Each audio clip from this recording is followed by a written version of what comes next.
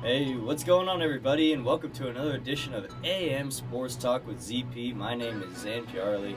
I'm your host, and joining me again, he's back already, Eddie Cotton, the best in the business. I couldn't get away. He couldn't. I'm in love with it. Welcome back. I appreciate you coming on in such tight circumstances. You just texted me last night. Yo, you want to talk about the greatest game ever? And I was like, yeah. So that's all. That's all I needed. What game was that, Eddie? I'm pretty sure it was the Patriots-Falcons. I don't have any joke I could have used instead of that. There's no better game. And we're talking about the Super Bowl champion Atlanta. Ooh, Ben Ladner, no! The New England Patriots. Oh, no, he didn't. Tom Brady now has 1, 2, 3, 4. He's got a thumb ring. It's all about that thumb Forget work. a pinky ring. He's got a thumb ring. It's all about that thumb game. Once you hit the thumb, you're a legend. He is a legend. Can we talk about his legendary performance? Yeah. I think whenever I realized that this was such a great comeback was whenever the Patriots, do you remember they ran a trick play? They were down like 20, and they ran a play where Julian Edelman threw the ball to, I think it was Deion Lewis or James White. Mm-hmm. Like, you have the Patriots reaching in their bag of tricks against you, down 25. You have to feel comfortable in that situation. You're like, wow, like, these guys, this is the best that's ever done it, and they cannot execute against us. Yet somehow Tom Brady's able to come back and pull off the overtime win. Go ahead. And it was all Tom Brady. Yes. Like, there, you can make the argument that Julian Edelman, what a great catch that was. That was an excellent catch. It was a great catch. Arguably, one of the best Super Bowl catches of all time. You put Tyree, you get Edelman. I think a little bit better than that Seahawks catch from a couple years ago. And that goes back to Dan Quinn being the former defensive coordinator of the Seahawks, playing Brady in the Super Bowl 2 years ago, losing. And you know that he wants to get back there. He wants to beat Brady because that was supposed to be his second ring, right? Dan Quinn's second ring with the Seahawks. Mm-hmm. Yeah, and then go on. He doesn't get that ring, so then he gets the head coaching job in Atlanta. Turns his team completely around. He wants to finish off the year with a ring. Guess who he's got to go against again? Tom Brady. Up 25 points, can't get the job done. Does that speak to Dan Quinn not getting the job done more, or does that speak to just Tom Brady being great? That's a tough argument because Tom Brady is great. Tom Brady is great? Yeah, we should just call him Tom Brady because he's great. Just Tom Brady. Tom Brady's great. What he did was miraculous. Mm. But you can't overlook the fact that the Falcons don't know how to manage clock. Yes. Like that is also a big part of all of this. That fumble that gave the Patriots remarkable field possession in the third quarter. And then that drive where Matt Ryan is getting sacked with like 4 minutes left to go. Matt Ryan should not be standing in the pocket in any means. Yes. You have Tico Raw and Devontae Freeman, one of the best two-headed attacks in football, and you're not running it? And they were calling plays with like 15 seconds left in the play clock sometimes. You are up on arguably, no argument, the greatest quarterback of all time. You do not give him any time to function in any facet. You don't do that. It was poorly managed time, and so you got to look at it like two halves. Yeah. Tom Brady's just gonna keep coming. It's gonna keep rolling. Tom Brady pulled off a miraculous comeback, but part of that is because Dan Quinn didn't really do a good job. No, he didn't. And then, well, you think about the first time whenever Ryan got sacked and fumbled at like their own 25, Brady perfect field position. You knew he was gonna score right there, and make it a 1-possession game. And then even with the 2-point conversions too, they're just executing on all cylinders. I know people are like, "Oh, what if Gostkowski wouldn't have missed that extra point?" But if he wouldn't have missed that extra point, they wouldn't have gone for 2. It wouldn't have mattered. It wouldn't have mattered. I see it as the Falcons really just threw this one away. They really did, because you look at that one when Ryan got sacked and fumbled at their own 25, and then whenever they took over with under 6 minutes to go, up 8, they're at their own 10. They get it over to the New England 22, and then what is it, like 4 plays later, they end up, it's 4th and 33, and they're punting the ball. Why do you not, you are deep inside New England territory with under 4 minutes to go in the game, why do you not hand off the ball, take a field goal, go up 31-20? And instead, why do you continue? I know Matt Ryan's the MVP, but right there, the MVP was not making the smart play. And the coaching call, the calls were not the right calls, in my opinion. I was thinking in my head, man, if Tom Brady had Julio Jones, they score 100 points. Yeah. Legitimately 100 points. Yeah. Tom Brady's rocking around here with Julian Edelman, Chris Hogan, and Danny Amendola. The grittiest wide receiving core in the country. Don't forget about Martellus Bennett. And Martellus Bennett. And, like, a few of the balls earlier on in the first half were overthrown to Edelman. And you could make the argument that those aren't overthrown to someone who's a foot taller like Julio Jones. Yeah. And I'm just thinking, I'm like, man, how does he do it? And then Edelman pulls off that catch. I'm like, this is how Edelman still has a job. Yeah. Because he can make plays that aren't, like, athletic, but that's grit and that's strength. Yeah. And that's what made that play incredible. I love the fact that James White was New England's leading receiver in this game. Yeah, they pull scraps, and they're like, do you want to play next to Tom Brady? They're like, sure, any chance we get. And they make them Super Bowl champions. I could play for the Patriots. I could play slot. Mitchell Page could play slot for the... Why is Mitchell Page not in the Patriots already? How is he not there yet? I don't know. He should be there, though. He should. Like, everybody can play for the Patriots. Like, honestly, though, because, okay, so Danny Amendola, he was a former St. Louis Ram. I grew up, I loved watching Danny Amendola play for the Rams. But the Rams signed him off of the Eagles practice squad in, like, 2010 or something like that. Maybe it was, like, 2011, 2012. Got traded to New England, and then look at him now.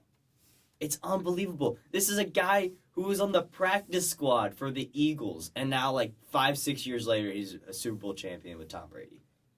How does he do it? Julian Edelman's the same road. Yeah. Julian Edelman's a former quarterback from Kent State. Out of nowhere, and he played also cornerback in 2011 trying to get into the NFL. He literally did anything he could to get into the NFL. He was like a 7th-round pick, and then bam. They literally take scraps. Yeah. They are so good at taking scraps and making them good. It's absolutely absurd. Malcolm Mitchell had 6 catches for 70 yards. No one knew that guy's name before the game. They're just like, that guy looks good. I'm not even going to lie. At one point, I saw 19, and I thought it was Brandon LaFell. For a split second. But I was like, wait, no, he doesn't play for him anymore. Wait, you know how the Cleveland Browns have that list of quarterbacks that have failed, and it just keeps like going down on that jersey? You can make a list of all the different receivers the Patriots have had because they're not willing to like re-sign receivers. They're just like, we'll get another one for really cheap. Yeah. What's the next cheap guy we can get? And it's just recycled guys like Brandon LaFell, like Deion Branch back in the day. Let's go back to the first Super Bowl. Yeah. Deion Branch looked like an all-star receiver because of Tom. Deion Branch! Like, what? They just turn everybody and make them into gods. I don't know how they do it. This one's got to feel the best out of all of them for Tom Brady. Because, 1, he was suspended the first 4 games of the season. 2, he was down. This is the biggest comeback he's ever had in his career. And 3, I mean, he got his 5th ring. Like, this one has to feel the best. Whenever everybody was or I wouldn't say, not everybody was doubting him coming into the game, but people were doubting him coming into the season. Yeah. He suspended 4 games. Suspended 4 games, 39 years old. Yeah. That dude looks 26. Mm-hmm. He plays like he's 26. Yeah. It's absurd. Also, side note, Rob Gronkowski still has 69 touchdowns. Nah. Perfect time to get injured, Rob. But back to the point. This has to be the sweetest. You heard Robert Kraft talk, because Tom Brady has been so politically correct as well recently. He's like, no, this game doesn't mean more to me. No. Nothing to do with the Goodell stuff. I don't know what you're talking about. Like, he would always pass by those questions. Kraft hit it. And when he took the trophy and took the mic, he was like, 2 years ago when we won the championship, I said that was the sweetest. But over the last 2 years, there have been some transgressions that make this the sweetest. And I was like, Kraft, you hit it for us. You hit it. Yeah, of course it's the sweetest for Tom Brady. And this confirms his legacy over anything. The other 4 Super Bowls, he's great. This is greatest football player of all time. Agreed. I agree. And what did you think about Goodell whenever he gave the trophy to Robert Kraft? He got showered with booze the entire so time. Good. The entire time. I loved it. It was hilarious. I've grown up like criticizing the fact that every commissioner gets booed ever, and I don't get it. Especially I was a big hockey fan growing up. I was like, Gary Bettman every time he walks out gets booed, and I never understood the reason. This is the first time I've really understood the reason. Exactly. I don't know what Bud Selig did to get booed. I don't know what anyone else did to get booed. This was warranted booing. Yeah. And it felt so right. Mm-hmm. Like I don't like the Patriots. I am a Jets fan. But I respected everything that happened last night. I was just like, you just got to show love. And I respected the booing because it felt right. Yeah, that was good. Indicating. And those the Patriot fans that were there were just waiting for that. Waiting for that moment when Goodell would have to come up on the podium with Brady and Belichick right. And Brady and Belichick were cracking They were laughing up behind him. God. Because they won. Yeah. Not just the Super Bowl. They ultimately won the Brady, Belichick, Goodell dynamic. Yeah. Like forever. Goodell has nothing. But Matt Ryan should at least get a shot in the extra period. Correct. I think the rule should be, at least in the playoffs, just throw an extra 15 minutes on there. Call it another quarter. Then it'd be a fifth. Oh. Like, why not? Yeah. Like, just play to the end of the period.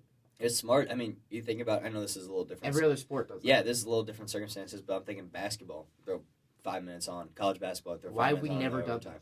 I don't know. Like, legitimately, this is the most logical way to handle it because every other sport handles this way. Yeah. And we've had to have the, first team to score wins. And then you had teams kicking field goals after a coin toss. And then they moved to this stupid rule. And college football does it their own way. But college football is college football. It's unique. You're not going to see that in the NFL. No. I don't want to see that in the NFL. I want to see that in college, though. yeah. They're two different sports in the way they're played. There's more talent. Although you can make the argument that there's not more talent at the wide receiver position for the Patriots. Those are 3 college receivers. The one of them isn't even... Chris Hogan wasn't a college receiver. He was a lacrosse player in college. And that's Penn State. Yeah. Stop State. Stop State. But, like, I hate the rule so much. So maybe, what if it's not 15 minutes? What if it's like 10 minutes? You can do 10 minutes. You can do anything. Anything that makes sense. Like, what is this? Yeah. This is, you win a coin toss, you win the game. Pretty much. Because if Atlanta would have won that coin toss, they could have easily drove down the field and scored with Matt Ryan. Everyone said this was going to be the most offensive Super Bowl ever. The over-unders was sliding around 60, 70 points at times. And when you've got the most offensive Super Bowl, whoever gets the ball first is going to score. They're going to win. Yep. So, I don't agree with it. I'm not a fan of the ruling. But also, I do think the right people. Eddie, thanks for joining me. No problem. Appreciate it, man. What are you doing tonight at 6 o'clock? Just another reminder that I'm going to be at WX Studios, where you can tune in, too, to what I'm talking about at 99.1 FM on WX.org/stream, or listen to 99.1 FM in Bloomington's radio. Yeah. Because I'm going to be talking to future NFL stars, Divine Redding and Ricky Jones Jr. Stars. If they get drafted by the Patriots. Not the Cleveland Browns. I think... saw what James White did. I mean, Divine Redding could do that. No, honestly, he could. Ricky Jones could do whatever. Not Edelman, but Amendola. He could play that role. He's better than Chris Hogan. Yeah. He's more of a downfield threat than Chris Hogan. Ricky Jones. He's their next Randy Moss. And Ricky Jones isn't that tall either. He's like 5'10", right? You don't need to be tall for that receiving core. That's exactly what I'm saying. They're all under 6 foot except for their tight end. Get Ricky Jones and Divine Redding on the Patriots. They'll win a Super Bowl ring in one of the next 2 years. I guarantee it. Guaranteed. Yeah. Well, thanks for joining me. Appreciate it. As always, it's a fun time. We spent this entire time talking about the Super Bowl because it was really that great of a game, and it was. I mean, that's all I wanted to talk about this morning, honestly. I did want to talk. I'm going to throw in this mention right here. College basketball. 6 top 10 teams lost this weekend. We did this last week. I know. It's like I don't even know what to say about college basketball isn't anymore. real. It's a figment of your imagination. It really is. I don't know. Gonzaga's number 1. They're so undefeated. They're trash. They just don't play anybody. They're not trash, but they're trash, man. They've led for like 6 straight games. Illinois basketball can beat them. AM Sports Talk with CP.